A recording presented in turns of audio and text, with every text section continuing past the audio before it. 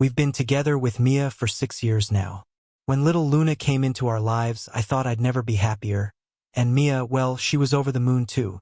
Finally, a mother after all those years of waiting. But as life often goes, our joy was short-lived. After Luna was born, she started getting sick all the time. Mia and I were running around to every hospital and private clinic, trying to figure out what was going on. The last time Luna got sick, the doctors mentioned a blood transfusion might be necessary, so we rushed to the emergency room where they immediately started running tests. Hours later, the doctor came in looking serious and gave us the results. White blood cells are high, but the formula is fine. Red blood cells are low, hemoglobin's down, and hematocrit is elevated. Her blood type is 2. I was taken aback. Wait a minute, I interrupted. Both Mia and I have type 1. That doesn't make sense, does it? You must have made a mistake. I shot a quick glance at Mia. The color drained from her face. She went pale and slowly slumped against the wall, then slid to the floor. I was just worried, Mia said, her voice trembling. I just need a moment. Some fresh air. She got up unsteadily, heading for the exit. Meanwhile, they were taking Luna for an ultrasound, and of course I couldn't just sit there, not while Mia was in that state. Out in the parking lot under the dim glow of the streetlights, she looked even more fragile, almost doll-like, with her skin as pale as porcelain. But the tears streaming down her face told me she was still very much alive. I wrapped my arms around her, trying to comfort her.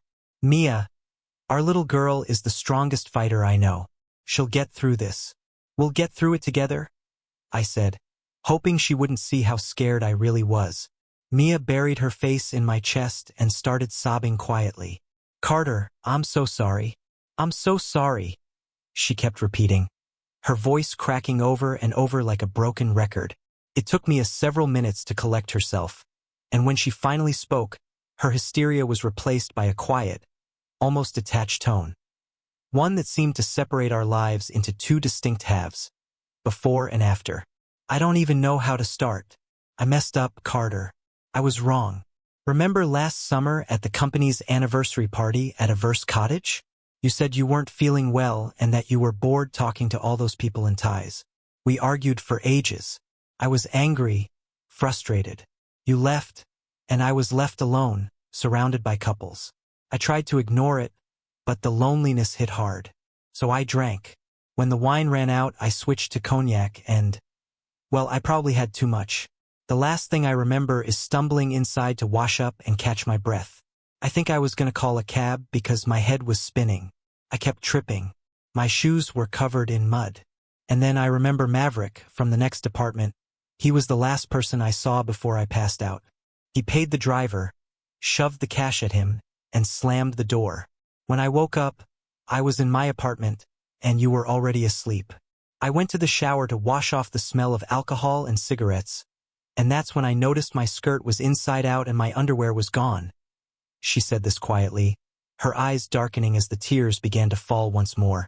I had a feeling something like this might have happened. There had always been rumors about Maverick, you know. People said he didn't care who he was with, as long as they were there. And then she choked on her words, unable to continue. A wave of nausea overwhelmed her, cutting her monologue short. I couldn't listen to any more of it. The lump in my throat was suffocating, and it felt like the air had been knocked out of me. In that moment, I realized just how utterly alone I had become. No wife, no daughter. Yes, it was only for the sake of my daughter, or at least the girl I had come to love as my own, that I managed to get through the rest of that day. But the pain of betrayal was too great. I couldn't take Mia and the baby home from the hospital. As it turned out, Maverick had indeed slept with my wife. That kind of betrayal, it was something I couldn't forgive. We tried to carry on for another month, but it was pure torment. Eventually, we both agreed it was better to divorce than to continue torturing each other. Mia went ahead with a paternity test, since Maverick kept denying everything, insisting that nothing had happened, even as he had a fiancée waiting for him at home. When the results came back, no one was really surprised, except perhaps for Maverick's fiancée. Apparently, she couldn't forgive him for what he had done. And who could blame her? Who could forgive a man who fathered a child with someone else? Last I heard, Maverick and Mia were trying to make things work, but it wasn't easy.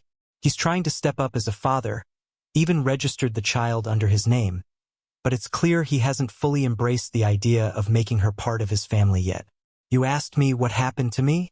Well, I'm still trying to figure that out. Why did life deal me such a hand? Why did fate have to treat me this way? But one thing I've learned for sure, a drunk woman is no longer the mistress of her own body.